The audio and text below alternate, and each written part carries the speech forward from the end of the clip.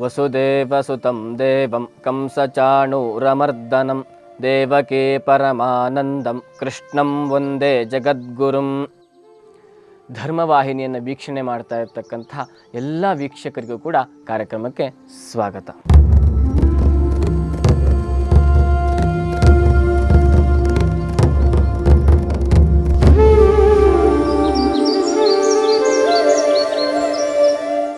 ಇವತ್ತಿನ ದಿವಸ ಋಷಿಮುನಿಗಳಿಗೆ, ಜ್ಞಾನಿಗಳಿಗೆ, ಹಿರಿಯರಿಗೆ ಯಾವತ್ತೂ ಕೂಡ ಅಗೌರವವನ್ನು ತೋರಿಸಬಾರ್ದು. ಅವರಿಗೆ ನಾವು ಯಾವಾಗಲೂ ಗೌರವವನ್ನು ಅಥವಾ ರೆಸ್ಪೆಕ್ಟನ್ನು ಕೊಡಲೇಬೇಕು ಎನ್ನುವಂತಹ ವಿಚಾರದ ಬಗ್ಗೆ, ಅಥವಾ ಕೊಡಲಿಲ್ಲ ಅಂತಂದರೆ ಯಾವ ರೀತಿಯ ಕಷ್ಟದ ಪರಿಸ್ಥಿತಿ ನಮಗೆ ಬರುತ್ತೆ ಎನ್ನುವಂತಹ ವಿಚಾರದ ಬಗ್ಗೆ ಕಥೆಯ ಮುಖಾಂತರವಾಗಿ ನಾವು ತಿಳಿದುಕೊಳ್ಳೋಣ. ಪಾಂಡವರೆಲ್ಲರೂ ಕೂಡ ಕಾಮ್ಯಕಾವನಕ್ಕೆ ವನವಾಸಕ್ಕೋಸ್ಕರವಾಗಿ ಕಾಡಿಗೆ ಹೋದಂತಹ ಸಂದರ್ಭ. ಧೃತರಾಷ್ಟ್ರ ಆಳ್ವಿಕೆಯನ್ನು ಮಾಡ್ತಾ ಇರ್ತಾನೆ. ಆಗ ಅವನ ಆಸ್ಥಾನಕ್ಕೆ ಋಷಿಗಳಲ್ಲಿ, ಮಹರ್ಷಿಗಳಲ್ಲಿ ಒಬ್ಬರಾಗಿರ್ತಕ್ಕಂತಹ ಮೈತ್ರೇಯ ಮಹರ್ಷಿಗಳು ಬರ್ತಾರೆ. ಬಂದಂತಹ ಮೈತ್ರೇಯ ಮಹರ್ಷಿಗಳಿಗೆ ಧೃತರಾಷ್ಟ್ರ ಅರ್ಘ್ಯವನ್ನೋ, ಪಾದ್ಯವನ್ನೋ, ಆಸನವನ್ನು ಇತ್ಯಾದಿ ಯಾವ ಯಾವ ರೀತಿಯಾಗಿ ಒಬ್ಬ ಋಷಿ ಮಹರ್ಷಿಗಳು ಬಂದಾಗ ಉಪಚಾರವನ್ನು ಮಾಡಬೇಕೋ ಅದೇ ರೀತಿಯಲ್ಲಿ ಉಪಚಾರವನ್ನು ಮಾಡ್ತಾನೆ. ಮಾಡಿಬಿಟ್ಟು ಆಸನದಲ್ಲಿ ಕೂರಿಸಿಕೊಳ್ತಾನೆ. ಕೂರಿಸಿ ಅವರ ಪಾದ ಪೂಜೆಯನ್ನು ಮಾಡ್ತಾನೆ. ಪಾದ ಪೂಜೆ ಮಾಡಿದಂತಹ ಸಂದರ್ಭದಲ್ಲಿ, ಎಲ್ಲವೂ ಸರಿಯಾದಂತಹ ಸಂದರ್ಭದಲ್ಲಿ ಪ್ರಶ್ನೆಯನ್ನು ಮಾಡ್ತಾನೆ. ನೀವು ಅರಣ್ಯದಿಂದ ಬಂದಿರತಕ್ಕಂಥವರು, ಹಾಗಾಗಿ ಪ್ರಾಯಶಃ ಧರ್ಮರಾಜರನ್ನು, ಪಾಂಡವರನ್ನು ನೋಡಿ ಬಂದಿರ್ತೀರಾ. ಅವರು ಯಾವ ರೀತಿಯಾಗಿ ಮಾತನಾಡಿಕೊಳ್ತಾ ಇದ್ದಾರೆ, ಏನನ್ನ ಹೇಳ್ತಾ ಇದ್ದಾರೆ, ಅಥವಾ ಮಾತಿಗೋಸ್ಕರವಾಗಿ ಕೇಳ್ತಾನೆ ಧೃತರಾಷ್ಟ್ರ, ಸುಖವಾಗಿದ್ದಾರಾ? ಅದೇ ರೀತಿಯಲ್ಲಿ 13 ವರ್ಷಗಳ ಕಾಲ ವನವಾಸವನ್ನು ಅಥವಾ ಅಜ್ಞಾತವಾಸವನ್ನು ಮಾಡುವುದಕ್ಕೆ ಸಿದ್ಧರಾಗಿ ಅದೇ ಆಲೋಚನೆಯಲ್ಲಿದ್ದಾರಾ, ಅಥವಾ ಇನ್ಯಾವುದೋ ಆಲೋಚನೆ ಅವರಲ್ಲಿ ಬಂದಿದೆಯಾ ಅಂತ ಹೇಳಿ ಪ್ರಶ್ನೆಯನ್ನು ಮಾಡ್ತಾನೆ. ಆಗ ಮೈತ್ರೇಯ ಮಹರ್ಷಿಗಳು ಹೇಳ್ತಾರೆ, ನಾನು ಇದೇ ರೀತಿಯಾಗಿ ತೀರ್ಥಕ್ಷೇತ್ರವನ್ನು ಮಾಡ್ತಾ ಮಾಡ್ತಾ ಕಾಮ್ಯಕಾ ವನಕ್ಕೆ ಹೋದಂತಹ ಸಂದರ್ಭದಲ್ಲಿ ಪಾಂಡವರೆಲ್ಲರೂ ಕೂಡ ಯುಧಿಷ್ಠಿರನನ್ನು ಮುಂದೆ ಮಾಡಿಕೊಂಡು ನನ್ನ ಭೇಟಿಯನ್ನು ಮಾಡಿದ್ದರು. ಆ ಸಂದರ್ಭದಲ್ಲಿ ಯಾವ ರೀತಿಯಾಗಿರ್ತಕ್ಕಂಥ ಘಟನೆಗಳು ನಡೆಯಿತು, ಏನು ಆಯಿತು ಎನ್ನುವಂಥ ಎಲ್ಲ ವಿಚಾರವನ್ನು ನಾನು ತಿಳಿದುಕೊಂಡಿದ್ದೇನೆ. ಹಾಗಾಗಿ ನಿನಗೂ ನಿನ್ನ ಕುಟುಂಬಕ್ಕೂ ಒಳಿತನ್ನು ಮಾಡಬೇಕು, ಈ ಕುಟುಂಬ ಸದಾಕಾಲ ಸಂತೋಷವಾಗಿರಬೇಕು ಎನ್ನುವಂಥ ಒಂದೇ ಒಂದು ಕಾರಣದಿಂದ ನಿನ್ನನ್ನು ಭೇಟಿ ಮಾಡೋದಕ್ಕೆ ಈ ಆಸ್ಥಾನಕ್ಕೆ ಬಂದಿದ್ದೇನೆ ಅಂತ ಹೇಳಿ ಮೈತ್ರೇಯ ಮಹರ್ಷಿಗಳು ಹೇಳ್ತಾರೆ. ಆಗ ಧೃತರಾಷ್ಟ್ರ ಕೇಳ್ತಾನೆ, ಯಾವ ವಿಚಾರವನ್ನು ಹೇಳುವುದಕ್ಕೋಸ್ಕರವಾಗಿ ಬಂದಿದ್ದೀರಾ ಅಂತ ಹೇಳಿ ಮೈತ್ರೇಯ ಮಹರ್ಷಿಗಳನ್ನು ಕೇಳಿದಾಗ ಅವರು ಹೇಳ್ತಾರೆ, ಇಲ್ಲ, ನೀನು ಮಾಡಿರ್ತಕ್ಕಂತಹದ್ದು ತಪ್ಪು. ಈ ರೀತಿಯಾಗಿರ್ತಕ್ಕಂತಹ ವ್ಯಾಮೋಹವನ್ನು ಅಥವಾ ಕೆಟ್ಟ ನಡತೆಯನ್ನು ಬಿಟ್ಟು ಬಿಡು.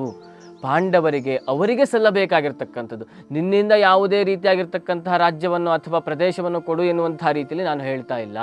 ಅವರಿಗೆ ಯಾವ ಪ್ರದೇಶ ಸಲ್ಲಬೇಕು, ಅವರಿಗೆ ಯಾವುದು ಪಿತ್ರಾರ್ಜಿತವಾಗಿ ಬಂದಿರತಕ್ಕಂಥದ್ದಿದೆಯೋ ಅದು ಅವರಿಗೆ ಸಲ್ಲುವಂತೆ ಮಾಡು ಅಂತ ಹೇಳಿ ಧೃತರಾಷ್ಟ್ರನ ಬಳಿ ಮೈತ್ರೇಯ ಮಹರ್ಷಿಗಳು ಹೇಳ್ತಾರೆ.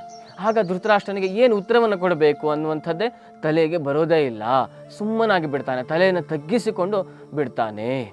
ಆಗ ಆಯ್ತು, ಇವನನ್ನು ಬಿಟ್ಟು ಬಿಡೋಣ, ಮಗನಾಗಿರ್ತಕ್ಕಂಥ ದುರ್ಯೋಧನನಿಂದಲೇ ಎಲ್ಲವೂ ಆಗಿರುವುದರಿಂದ ಅವನನ್ನು ಪ್ರಶ್ನೆ ಮಾಡೋಣ ಅಂತ ಹೇಳಿ ಮೈತ್ರೇಯ ಮಹರ್ಷಿಗಳು ಅವನಲ್ಲಿ ಹೇಳ್ತಾರೆ, ನೀವೆಲ್ಲರೂ ಕೂಡ ಸೋದರ ಭಾವದಿಂದ ಬಾಳಬೇಕು.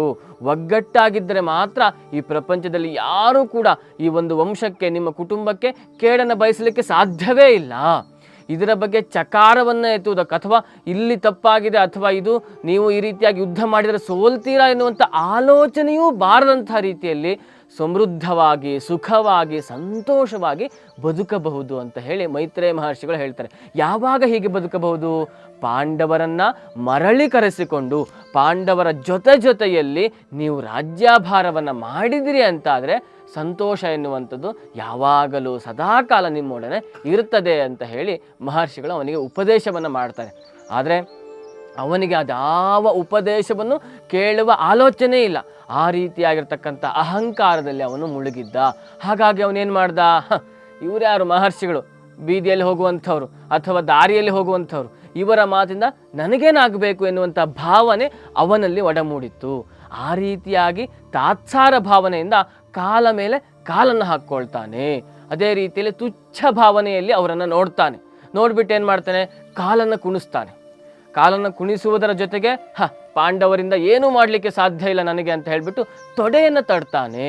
ಒಮ್ಮೆ ಅಲ್ಲ, ಹಲವಾರು ಬಾರಿ ಮೈತ್ರೇಯ ಮಹರ್ಷಿಗಳನ್ನು ನೋಡುವಂತಹ ಸಂದರ್ಭದಲ್ಲಿಯೋ, ಉಪದೇಶವನ್ನು ಕೊಡುವಂತಹ ಸಂದರ್ಭದಲ್ಲಿಯೋ, ಅವನಿಗೆ ಸಲಹೆಯನ್ನು ಸಹಕಾರವನ್ನು ನೀಡುವಂತಹ ರೀತಿ ಮಾಡುವಂತಹ ಸಂದರ್ಭದಲ್ಲಿಯೂ ಕೂಡ ಇವನ ಭಾವನೆ ಮಾತ್ರ ಇವರಿಂದೇನೂ ಆಗುವುದಿಲ್ಲ, ಪಾಂಡವರು ಏನೂ ಮಾಡಲಿಕ್ಕೆ ಸಾಧ್ಯ ಇಲ್ಲ ಅಂತ ಹೇಳಿ ತನ್ನ ತೊಡೆಯನ್ನು ತಟ್ತಾ ಇರ್ತಾನೆ. ಅಲ್ಲಿಯವರೆಗೂ ಪ್ರೀತಿಯಿಂದ ಅಥವಾ ಈ ಕುಟುಂಬಕ್ಕೆ ಒಳಿತಾಗಬೇಕು ಎನ್ನುವಂತಹ ಭಾವನೆಯಿಂದ ಬಂದಿರತಕ್ಕಂತಹ ಮಹರ್ಷಿಗಳು ಒಮ್ಮೆಲೆ ಸಿಟ್ಟುಗೊಳ್ತಾರೆ.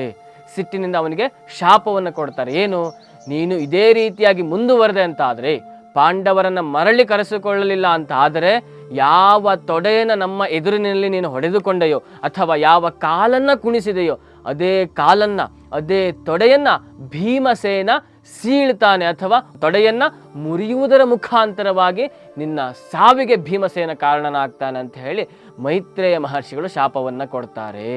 ಈ ರೀತಿಯಾಗಿ ಶಾಪವನ್ನು ತೆಗೆದುಕೊಂಡ ದುರ್ಯೋಧನ ಕಡೆಗೂ ಕೂಡ ಪಾಂಡವರನ್ನು ಕರೆಸಿಕೊಳ್ಳಲೇ ಇಲ್ಲ.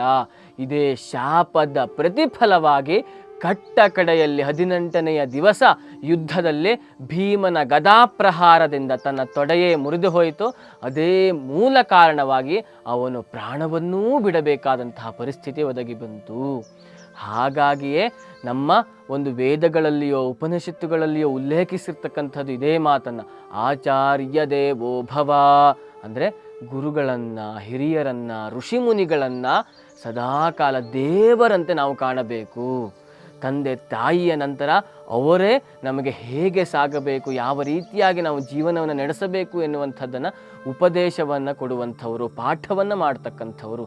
ಹಾಗಾಗಿ ಸದಾಕಾಲ ನಮಗೆ ಪಾಠ ಮಾಡಿರ್ತಕ್ಕಂಥವರು ಅಥವಾ ಮಾಡದೇ ಇದ್ದರೂ ಕೂಡ ಜ್ಞಾನಿಗಳಾಗಿರ್ತಕ್ಕಂಥವರನ್ನು, ಹಿರಿಯರನ್ನು, ಋಷಿ ಮುನಿಗಳನ್ನು, ಗುರುಗಳನ್ನು ಆದರದಿಂದ ನೋಡೋಣ, ಅವರ ಮಾತುಗಳನ್ನು ಸದಾಕಾಲ ಪಾಲನೆಯನ್ನು ಮಾಡೋಣ ಅಂತ ಹೇಳ್ತಾ, ಈ ರೀತಿಯಾಗಿರ್ತಕ್ಕಂತಹ ಮಹಾಭಾರತದ ಕಥೆಗಳು, ರಾಮಾಯಣದ ಕಥೆಗಳು, ನೀತಿ ಕಥೆಗಳನ್ನು ತಿಳಿದುಕೊಳ್ಳೋದಕ್ಕೋಸ್ಕರವಾಗಿ ನಮ್ಮ ವಾಹಿನಿಯಾಗಿರ್ತಕ್ಕಂಥ ಧರ್ಮ ವಾಹಿನಿಯನ್ನು ಸಬ್ಸ್ಕ್ರೈಬ್ ಮಾಡುವ ಮುಖಾಂತರವಾಗಿ ನಮಗೂ ಕೂಡ ಸಪೋರ್ಟ್ ಮಾಡಿ, ನೀವು ಕೂಡ ಕಥೆಗಳನ್ನು ತಿಳಿದುಕೊಳ್ಳಿ.